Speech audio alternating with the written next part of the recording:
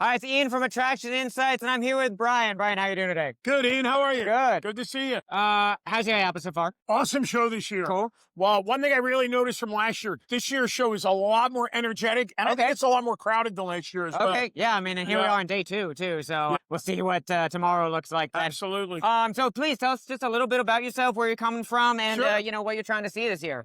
Absolutely. So we are Cloak Dagger Escape Rooms. We have 5 locations in Florida. We have 3 in New Jersey.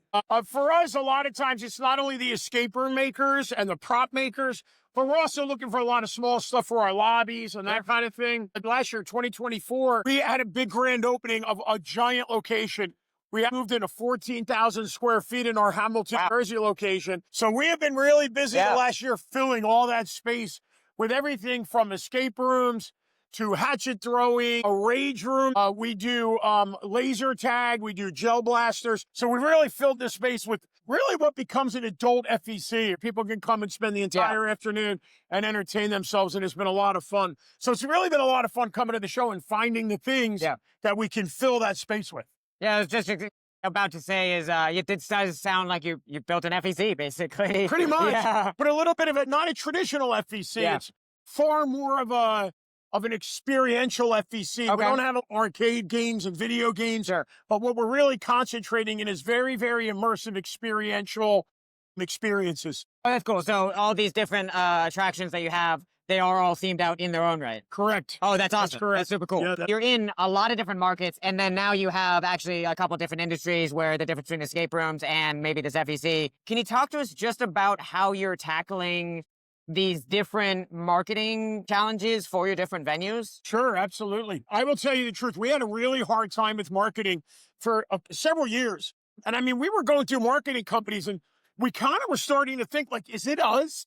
Are we just over hoping for what's happening here? And then I'll be honest, the company that we're using now, which is Blue Apple, has done a phenomenal job. It's really been a game changer. Our revenue's up 15-20% since we took over with these guys, and they've really done a nice job. And the thing that I really like about working with them is other companies, we would try to talk to them and say, look, this is what our expectations are. This is what we think. And they would just kind of poo-poo us, right? Like, you guys, we know what we're doing. We know what we're doing. With these guys, they listen. They'll sit down with us. We'll have the conversations. They'll listen to what our input is. And then they'll go, okay, and then we'll come up with a plan. And it's really worked well. And then we've also been able to have some very targeted marketing where we can say, look, we have them working right now on a target market for just doing gift cards thanks Black Friday weekend, right? And just say, look, target that market for the next several weeks. And you know what? They do. They do a really nice job of it. So that's worked out really well. So we actually found out after all these years that we weren't having over expectations. We just were being not getting a good job from our own marketing companies. Sure, yeah. So that was kind of a learning process, but we've been real happy with that now. Excellent. And then, so you said you had a pretty good 24, 25. Yes, we did. How is 26 looking for you? I think we're positioned really well in some of our markets. This new FEC in Hamilton, New Jersey, we're incredibly excited about. We've literally been able to watch. It's been open for about 10 months now.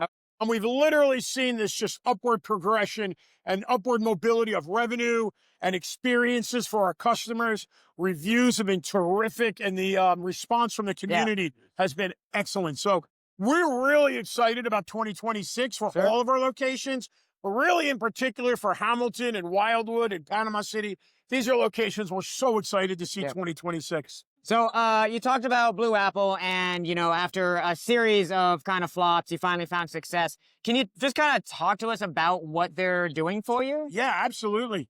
So a lot of the other marketing companies, they really weren't offering suggestions. They weren't coming to us and saying, we think you should do this. And they just weren't.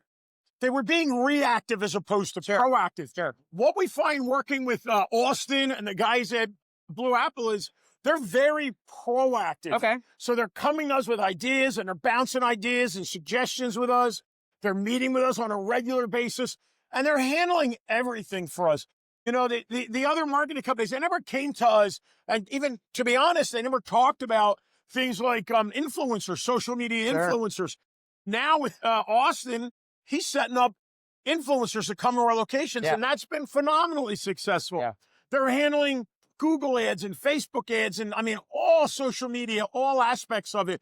They even handle email campaigns, Yeah. which our other marketing companies, they never even offered that service. Wow. And Austin came in and said, why aren't you doing email campaigns? Yeah. And we kind of went, well, I don't know. Nobody offered it.